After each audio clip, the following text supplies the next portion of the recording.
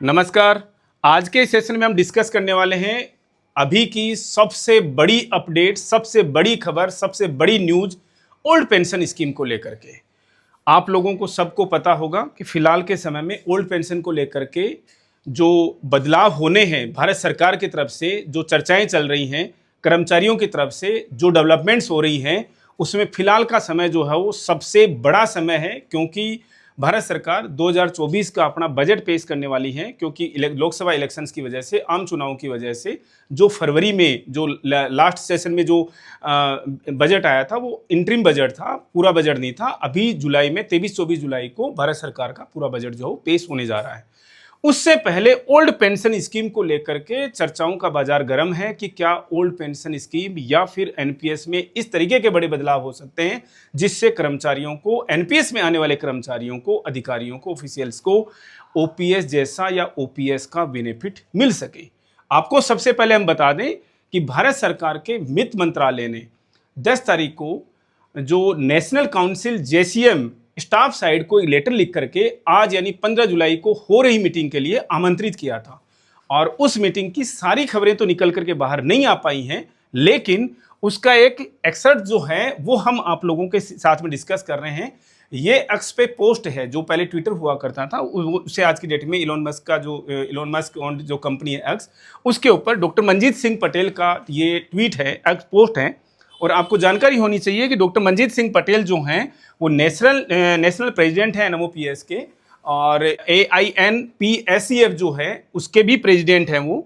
तो वो pension scheme को लेकर के, ओल्ड पेंशन स्कीम को लेकर के भारत में जो मैं समझता हूँ जितनी तत्परता से ये कार्य कर रहे हैं शायद कोई और कर रहा हो, और हम यहाँ पर किसी को कम नहीं आंक रहे हैं, सबका अपना अपना कंट्रीब्यूशन है। लेकिन डॉक्टर मंजीत सिंह पटेल इस मामले में अपना बहुत बड़े लेवल पर कंट्रीब्यूशन जो है वो पे कर रहे हैं। उन्होंने अभी शाम को मीटिंग खत्म होने के बाद में एक ट्वीट किया और बताया उसमें अंतिम वेतन के 50% पर डीए के साथ पेंशन गारंटी पर फोकस रहा।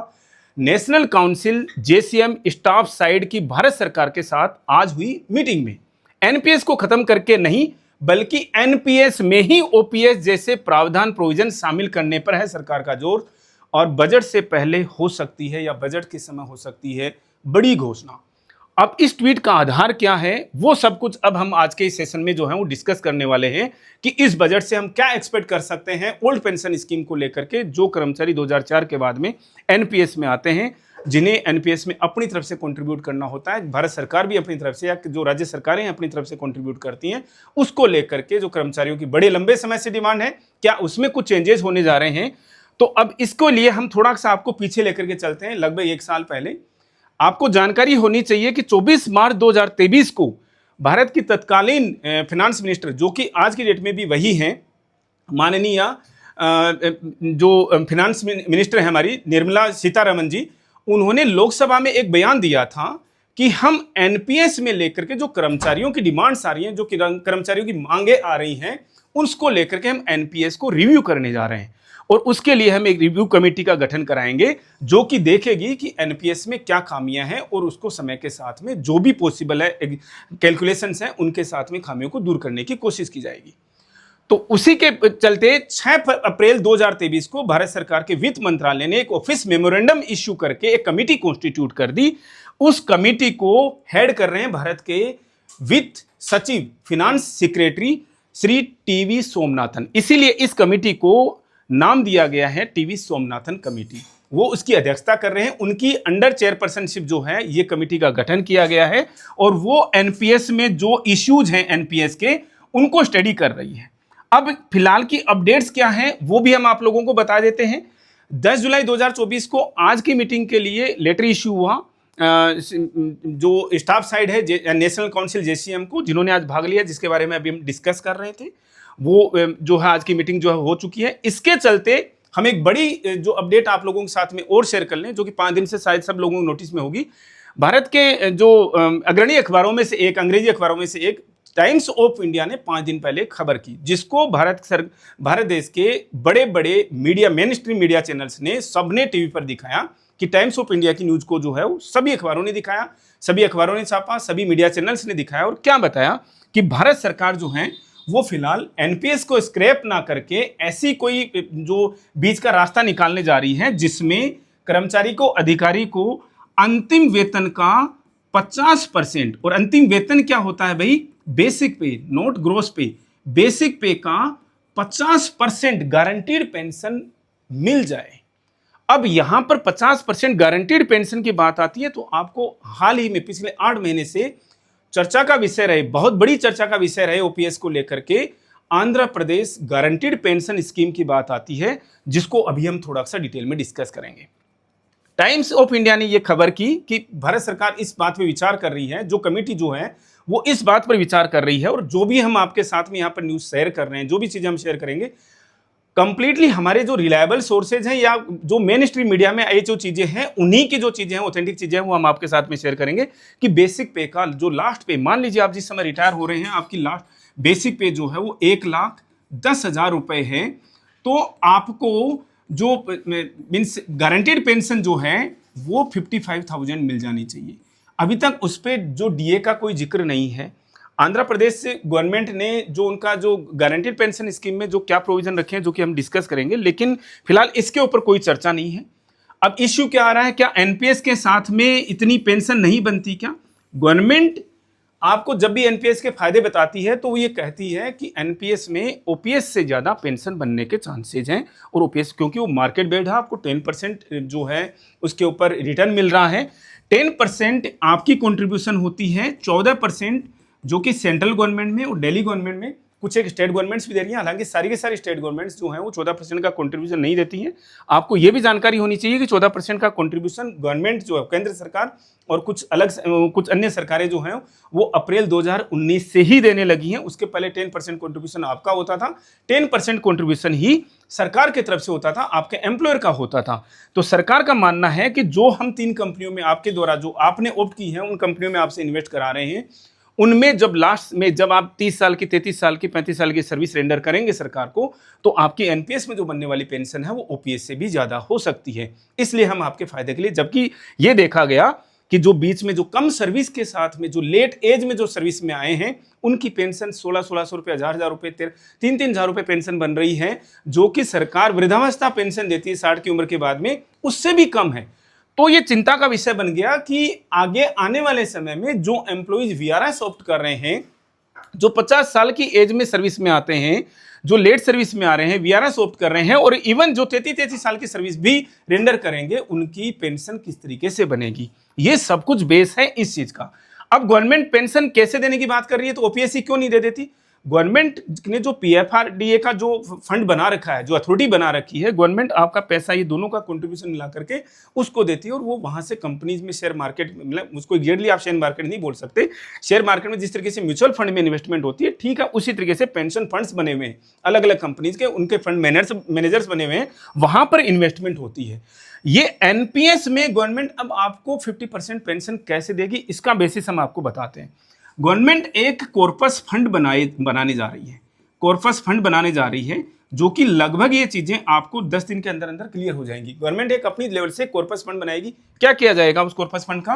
मान लीजिए आपकी एनपीएस में लास्ट में आप जिस समय रिटायरमेंट हो रहा है, आपका रिटायरमेंट के समय में आपका जो ओवरऑल जो कॉर्पस जो आपका खुद का जो है वो 1 करोड़ रुपए का बनता है। 1 करोड़ रुपए का आपका कॉर्पस बना, आपको पता होना चाहिए इसका मैक्सिमम 60% आप ले सकते हैं। इसका मतलब 60 लाख आपको मिल जाएगा, 40 लाख जो कॉर्पस बचा उससे आपको पेंशन मिलेगी। लेकिन आपकी लास्ट पे ड्रोन बेसिक पे मान लीजिए उस समय 1 लाख रुपए थी, 1 लाख रुपीज थी आपकी, तो आपकी साफ सी बात है कि आपकी जो पेंशन है वो कम से कम 50,000 तो होनी चाहिए। इस 40 लाख रुपए से तो वो पेंशन आपकी नहीं बनेगी। गवर्नमेंट देखेगी कि इस 40% को एन्युटी में जब इन्वेस्ट किया गया और आपकी पेंशन मान लीजिए केवल 33,000 रुपए बन रही है, गवर्नमेंट इस कॉर्पस फंड को यूज करके बाकी का जो रिमाइंडर जो 17,000 रुपए हैं वो इस कॉर्पस फंड से इन्वेस्ट तो क्या करना है, आपको अपने फंड से देगी, इस कॉर्पस फंड से देगी, और आपकी 50% पेंशन जो है वो एंश्योर करेगी। ये है सबसे बड़ा मुद्दा जो फिलहाल एनपीएस ओपीएस के बीच में जो टकराव चल रहा है उसके बीच में चल रहा है। लेकिन यहां पर भी आकर के पेच फंस जाता है। आज की मीटिंग में काफी जो स्टैंडिंग कमेटी जो उसके काफी मेंबर्स ने, लगभग 10-12 मेंबर्स ने, डेलीगेट्स ने उसमें पार्टिसिपेट किया है। कुछ एक जो ऑर्गेनाइजेशंस हैं उन्होंने उसको बायकॉट भी किया है, जिनको इनवाइट किया गया था उन्होंने बायकॉट भी किया। एनीवे उनका सब्जेक्ट हो सकता है। अब यहां पर इश्यू क्या फंस रहा है कि आपको 50,000 रुपए जो पेंशन जो मिलनी थी आपकी 50% वो तो मिल गई, लेकिन व्हाट अबाउट डीएडीआर यानी डियरनेस रिलीफ का क्या? जब रिटायरमेंट के बाद में महंगाई भी तो बढ़ रही है ना, तो क्या आपकी 50,000 रुपए जो पेंशन वो फिक्स हो गई लाइफ टाइम के लिए? वो आपकी फैमिली पेंशन जो है, स्पाउस पेंशन जो फिक्स हो गई आपके नहीं रहने के बाद में, तो ये तो थोड़ा सा जम नहीं रहा है। तो अब इस सब को डिस्कस करने के लिए हम आज आपके साथ में डिस्कस करने जा रहे हैं जो गवर्नमेंट जो वित्त मंत्रालय की जो कमेटी है under the chairpersonship of Shri T V Somanathan, जो फाइनेंस सेक्रेटरी हैं भारत सरकार के, उस कमेटी ने जो हमारे पास में अपडेट्स हैं, उन्होंने आंध्र प्रदेश का जो गारंटीड पेंशन स्कीम है जो उन्होंने अभी लॉन्च की है, हम बता दें आपको कि उन्होंने अक्टूबर 2023 में, सितंबर अक्टूबर 2023 में एक्ट के रूप में लेकर के आए थे, और अभी 3 दिन पहले 12 जुलाई को इसको गवर्नमेंट ने गजट के रूप में नोटिफाई कर दिया। तो प्राप्त जानकारी के हिसाब से हमें सूचना, हमारे पास में जो इन्फॉर्मेशन है उसके हिसाब से वित्त मंत्रालय ने इस जो रिपोर्ट क्या कहें इसको, हम जो ये पेंशन स्कीम है, गारंटीड पेंशन स्कीम है, इसको भी एक्सटेंसिव लेवल पर उन्होंने स्टडी किया है, डिस्कस किया है, कैलकुलेशंस लगाई हैं कि क्या इसके इम्पैक्ट्स हो सकते हैं, फाइनेंशियल इम्पैक्ट्स क्या आएंगे इसके आने वाले समय में, अगर इसकी तरह से हमें फॉलो करना पड़े या फॉलो करें कि हम कर्मचारियों की एक पेंशन जो है वो गारंटीड रख दें, कि कर्मचारी जो निष्फिक्र होकर के, निश्चिंत होकर के काम करें, अपनी जितनी भी सर्विस उनको देनी है, स्पेशली उन कर्मचारियों के लिए जो कि लेट एज में आए हैं, सर्विस में आए हैं, स्पेशली वो कर्मचारी जो कि वीआरएस ऑप्ट करना चाह रहे हैं, अदरवाइज जो 30, 33, 35 साल की सर्विस दे रहे हैं, उनके साथ में तो इतना बड़ा इशू नजर ही नहीं आ रहा था। स्क्रीन पे आप जो देख रहे हैं वो 12 जुलाई 2024 को आंध्र प्रदेश गवर्नमेंट ने गजट नोटिफाई किया है, और उसमें जो 20 अक्टूबर 2023 को जो एक्ट लेकर के आए थे गारंटीड पेंशन स्कीम का, उसको उन्होंने नोटिफाई कर दिया। अभी इसकी हम कुछ इंपॉर्टेंट चीजें हम आपको डिस्कस करेंगे आपके साथ में। 3 चैप्टर्स में ये एक्ट है इनका, और चैप्टर नंबर 2 में इन्होंने सारी चीजें बता रखी है, क्या एलिजिबिलिटी है और कितनी जो है वो पेंशन बनने के जो है वो चांसेज हैं। ये चांसेज क्या मतलब, जो उन्होंने अपनी तरफ से डिफाइन कर दिए। चैप्टर 2 यहाँ पर आपकी एलिजिबिलिटी क्या होनी चाहिए इस गारंटीड पेंशन स्कीम का बेनिफिट लेने के लिए, और कितनी पेंशन बनती है। सबसे पहले हम बता दें कि इसके बेनिफिट्स क्या क्या हैं। सबसे बड़ा बेनिफिट है गारंटीड पेंशन स्कीम का, लास्ट पे ड्रोन जो है उसका 50% पेंशन के रूप में आपको मिलना ही मिलना है, अगर इवन आपका जैसे जो एनपीएस के रूप में आपका शॉर्टफॉल रह जाए। लेकिन अभी तक ये किसी ने क्लियर नहीं किया है कि अगर आपकी last pay drone 1 lakh means आपकी बेसिक 1 लाख रुपए थी, और आपकी बाई चांस एनपीएस में अगर पेंशन जो है वो 60,000 बन रही है, तो उस केस में क्या आपको 50,000 पेंशन मिलेगी या 60,000 पेंशन मिलेगी? ये बड़ा सोचने का सब्जेक्ट है। आप बोलोगे कि अगर ऐसा होता तो इतनी लड़ाई का, इतनी जदोजहद का मतलब ही क्या था?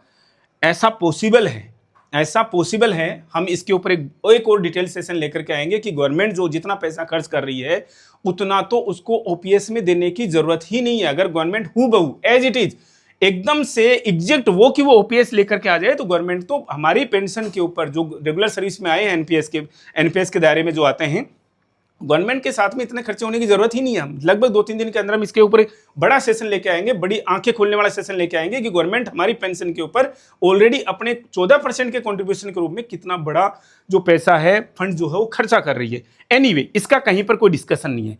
पहली चीज 50% पेंशन जो है वो गारंटीड है।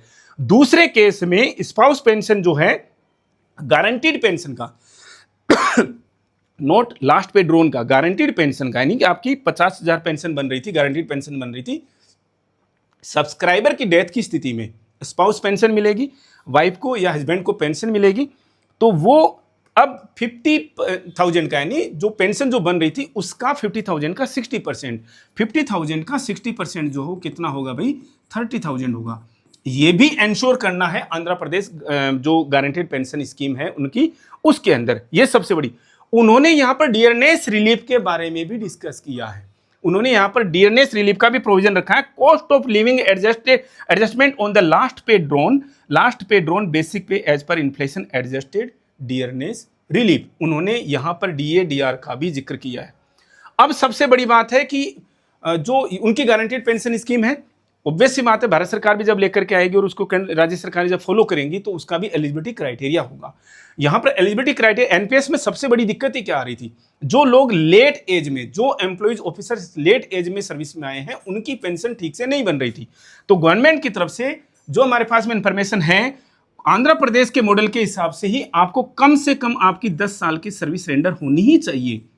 इट डजंट मीन कि आपने 10 साल में वीआरएस ले सकते हैं। इसका मीनिंग ये है जो 50 साल की एज में सर्विस में आए हैं, 50-51 साल की एज में सर्विस में आए हैं, तो 60 साल की एज तक उनकी 10 साल की कम से कम सर्विस हो जानी चाहिए। इससे अगर उनकी सर्विस शॉर्टफॉल रही तो उनको इस गारंटीड पेंशन स्कीम का बेनिफिट नहीं मिलेगा। दूसरे पात्र कौन है? जो वीआरएस के लिए ऑप्ट कर रहे हैं, और वीआरएस की पात्रता लगभग स्टेट्स में और केंद्र सरकार में 20 साल की है। यानी कि आपको वीआरएस ऑप्ट करने के लिए 20 साल की सर्विस जो है वो आपको रेंडर करनी ही करनी होगी, वो वीआरएस के केसेज में। तीसरे केसेज में जो हमने लास्ट सेशन में डिस्कस किया था, लास्ट टू लास्ट सेशन में 56J की जो हम बात कर रहे थे कि गवर्नमेंट जबरन रिटायर भी कर रही है आजकल, कुछ एक मंत्रालय में बहुत ज्यादा जोर शोर से चल रहा है। उसकी कंडीशन हमने डिस्कस की थी, आप वीडियो लिंक में रहेगा डिस्क्रिप्शन बॉक्स में, आप जाकर के देख सकते हैं। उसमें अलग अलग कंडीशन थी कि 30 साल की एज में आ गए सर्विस, 30 साल की एज से पहले सर्विस में आ गए, 50 साल की एज पर, 35 साल के बाद में आए तो 55 साल की एज तक कोई मेडिकल कंडीशन हो गई। इस तरीके से जिन्होंने 33 साल तक की सर्विस रेंडर की हो और गवर्नमेंट उसको पब्लिक इंटरेस्ट में रिटायर कर रही हो, तो उस केस में भी क्या होगा, वो इस गारंटीड पेंशन स्कीम के पात्र होंगे। मेडिकल इनवैलिडेशन के केस में भी 10 साल की मिनिमम जो सर्विस है वो कर्मचारी को रेंडर करनी ही होगी। ये कुछ एक इंपॉर्टेंट पॉइंट्स हैं, टॉपिक्स हैं, पॉइंट्स हैं, मेन इंपॉर्टेंट पॉइंट्स हैं एलिजिबिलिटी के, और जो एलिजिबिलिटी के कंडीशंस नहीं है उसके लिए आंध्र प्रदेश गवर्नमेंट के मॉडल को लेकर के जो गारंटीड पेंशन स्कीम है। अब हम अगर इसको समराइज करें आज के सेशन को कि हमें क्या मिलने वाला है, जो केंद्र सरकार की जो चर्चाएं चल रही हैं और जिसकी मोस्ट प्रोबेबल है, मच प्रोबेबल है ये बजट या बजट से पहले, और जहां तक हमें जो पर्सनल तरीके के तौर पे लगता है कि जो सरकार है वो इस बजट सेशन में ही, बजट के जो मीन्स डे रहेगा, जो बजट डे रहेगा मोस्ट प्रोबेबली 23 या 24 को पड़ रहा है, तो उस दिन जो है गवर्नमेंट इस बारे में जो टैक्सेशन स्लैब्स वगैरह के बारे में जो भी चर्चाएं चल रही हैं, लेकिन ओपीएस को लेकर के, ओल्ड पेंशन स्कीम एनपीएस को लेकर के गवर्नमेंट बड़ा अनाउंसमेंट कर सकती है, जिसके मेन एक्सपर्ट जो कुछ एक्सपर्ट्स जो हैं वो इस तरीके से हो सकते हैं कि आपको 50% पेंशन का प्रोविजन 100%, और गवर्नमेंट जो है वो 1% भी मूड में नहीं है एनपीएस को स्क्रैप करने की। वो एनपीएस को स्क्रैप ना करके ओपीएस जैसे बेनिफिट जो है वो एनपीएस में ही देना चाह रही है। और अब हमारे पास में जो प्राप्त जानकारी है उसके हिसाब से केवल एक ही जगह पर पेश फंसेगा आकर के, केवल और केवल किस चीज को लेकर के कि डियरनेस रिलीफ जो है उसका भी प्रोविजन रखा जाए। हम एक्सपेक्ट कर रहे हैं, सभी लोग आशा करते हैं कि शायद गवर्नमेंट जो है वो कर्मचारियों का दर्द समझेगी, और जितनी स्कीम्स आती है गवर्नमेंट्स की, और हम जो डेवलपमेंट्स हो रही हैं फिलहाल जो पिछले महीने भर से, 1.5 महीने से, आप सब समझते हो राजनीतिक गतिविधियां हर एक कोई समझता है आज के समय में, और जिस तरीके का स्टेटस है उसके हिसाब से हम तो मच होपफुल है, बहुत ज़्यादा होपफुल है कि गवर्नमेंट ऐसा कोई ना कोई प्रावधान लेकर के आएगी जिससे कर्मचारियों का भविष्य जो है वो सुनिश्चित होगा रिटायरमेंट के बाद में। आज के सेशन में इतना ही, मिलेंगे वेरी नेक्स्ट अपडेट के साथ। Thank you.